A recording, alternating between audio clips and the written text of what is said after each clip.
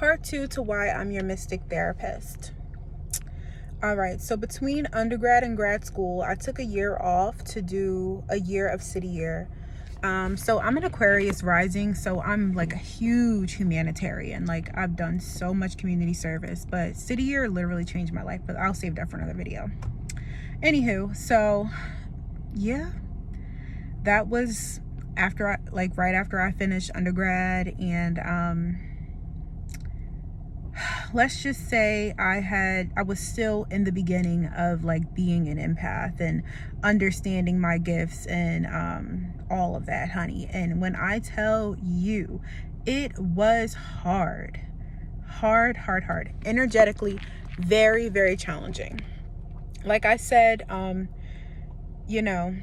only was I in tune with my own soul, but also everyone else's. So I went to therapy, right in between that time. And I kept telling my therapist about the different dreams that I would have and how they would always come true. They will always come true. They would give me information about what was going on in my life, and it was just insane. I just kept telling her everything that I was experiencing. I remember this was this older woman. She was like pretty. She was pretty nice. And she just literally kept staring at me in awe, and I'm just like, why is she looking at me like that? And she just was like, Mia, I think you're psychic, and if you don't get control over it, it's gonna keep taking control over you.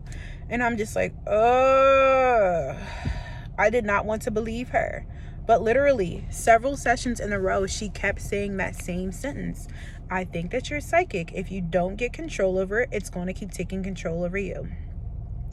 Because I ended up having to tell her about this experience I had. So here's the story time. So in city year, we kind of stood in this crowd in the morning and did this whole chair thing. I don't know. It was just like, city year type stuff. We did this thing. It was at least between 100 and 200 of us. And I woke up that morning, and mind you, I'm from Philly.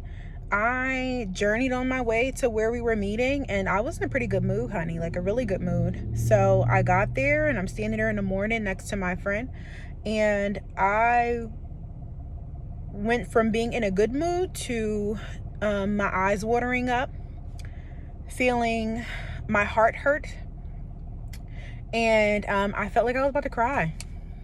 I started feeling hella sad, and I'm just like, where is that coming from? Like, why do I feel this way? Like, I was just fine, And then I turned around to my my left behind me.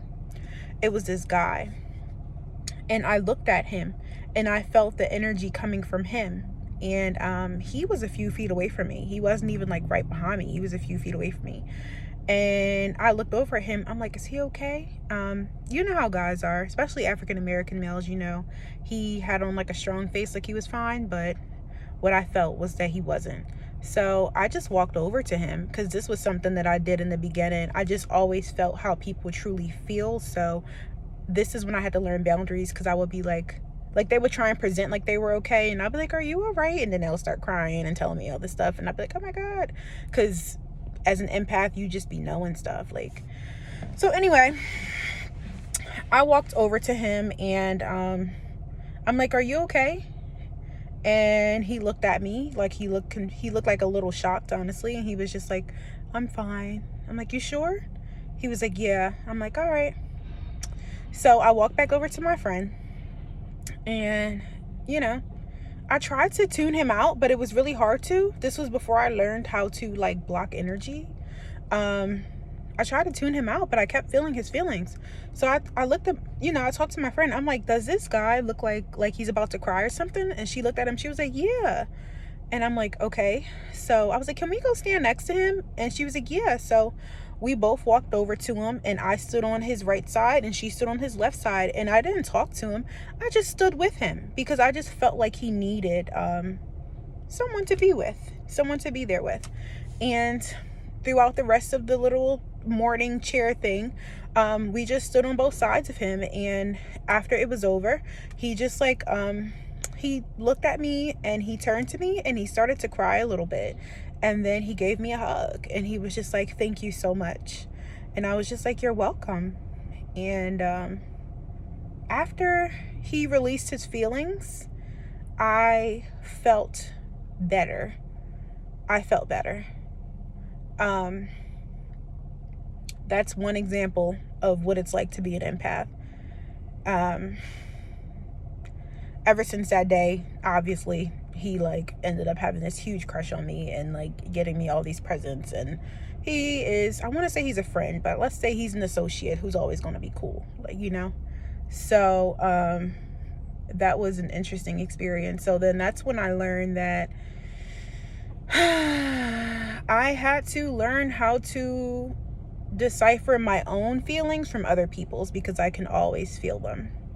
I can always feel how people are truly feeling. It does not matter how you're presenting. It does not matter what you try and hide. It does not matter what facial expression you have. You can be wearing bright colors, dancing around in a costume. If you are heartbroken, if you have some blockages, I will feel it, because I feel your body, I feel your energy in my own as if it's my own. And it took a lot of practice and a lot of training and learning to be able to get to a point where I can decipher if it's mine or if it's someone else's.